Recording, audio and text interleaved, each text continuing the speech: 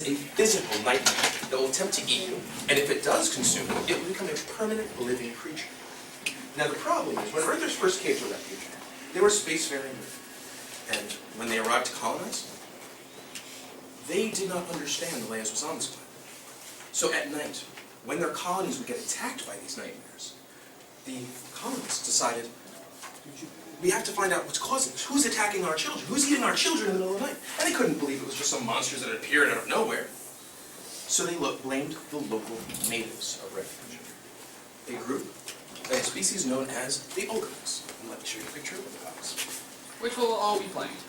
Yes. For this specific game, while there are many, many different species in Dark Refuge, and the majority of the game takes place between the children of Halocene and the Earthers, the entire Goblin Lands takes place between the Olgogs and the Earthers. You see, when the Earthers, and here's a picture of an Olgog.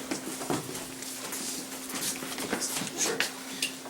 So when the Earthers looked around and said, our children are getting eaten, we've got to figure out what's doing this, they looked at the natives, they blamed the natives, and they said, you know, it's those goblins who live down there who are eating our children. We have to go and we've got to drive them out. And they started a goblin genocide. They drove what was originally entirely an Olgog land. They drove them completely out of this region and drove them into the southern deserts, wiping out millions.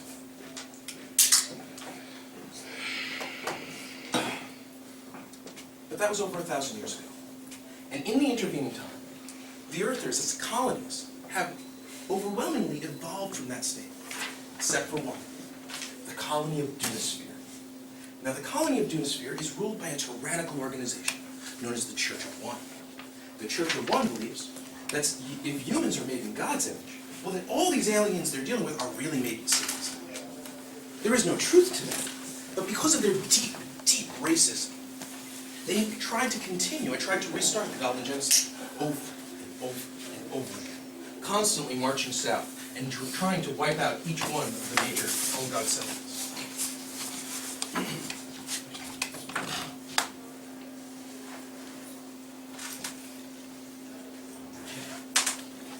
The major Olgog settlements in the Goblin Lands are the Port of Una, which is ruled by pirates and other nefarious fellows. It was originally a Church of One port, and when a local phenomenon known as the flame winds, which are called locally Dana, ended up wiping out the majority of the fleet, the Olgogs immediately moved back in and started salvaging tech, ships, anything they could find. But the problem is they didn't have the knowledge on how to rebuild this stuff. And so the majority of the pirate fleets of Una are actually dragged by local sea serpents instead of the actual engines that originally powered them. Next to Port Una, you have the ruins of Karov. Karov was once a group of fertile oases. It was the heart of Olgog civilization in the south at the time. But after the Goblin Genocide, the society of Karov completely changed. Because of the amount of losses they suffered, 3 full tribes, which originally were completely independent tribes, the tribe of the Magol, which are the ancient kings of the Olgogs, the tribe of the Gorab, who were originally sent out to hunt down shapeshifters who would infiltrate new communities, and the tribe of the Uri had to come together and form a new coalition of Karov. They're trying to rebuild Olgog culture there, but because so much of the culture was lost, they're virtually starting from scratch. North, in the ruins of Brez, which actually is north in the ruins of Brez, however, it has completely devolved. Because of the hatred that these Olgogs have faced, it's become survival of the fittest with a focus on the biggest being the best, the strongest being the best. And it's become years, centuries of struggle of one tribe trying to conquer another tribe based sheerly on their height. As a result, they've actually chosen for much bigger, taller, broader Olgogs in Brez. And the Olgogs that do move out from Brez are often referred to by the very disgusting epithet of Goblin Raiders, because of the way that they try to get revenge on the Dunispherian paladins who come in to kill the communities. The other major Olgog settlement is Tlalokal. Tlalokal was originally a set of caves that were taken by an Earther archaeologist. When he started realizing what the Church of One was doing against the Olgogs, he set it up as a bit of a refuge for them, allowing every person who's escaping from kill squads to hide in Tlaloc.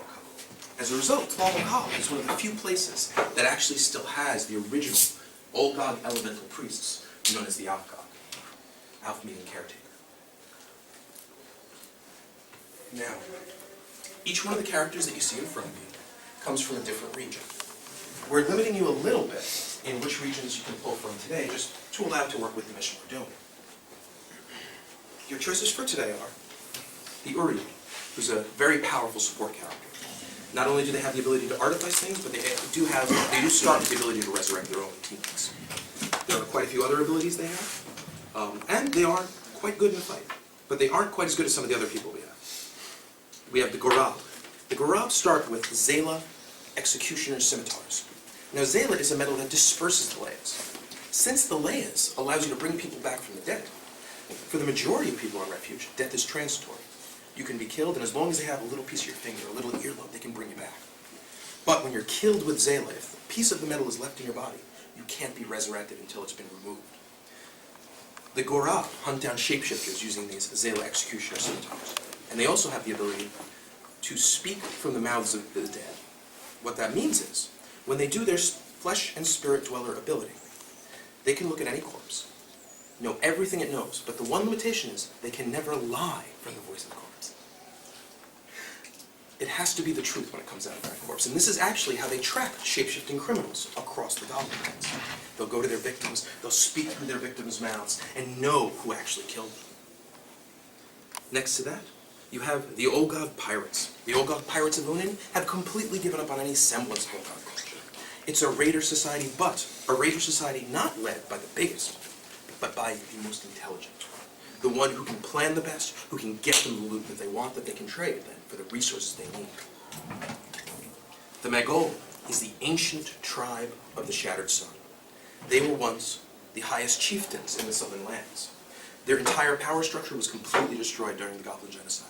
The majority of their rituals were taken away from them. Those that survived fled to Tlaloc for a short period of time, but could not re-establish themselves there, and ended up leaving for Karoth. Next to that, you have the Ur-Kings tribe.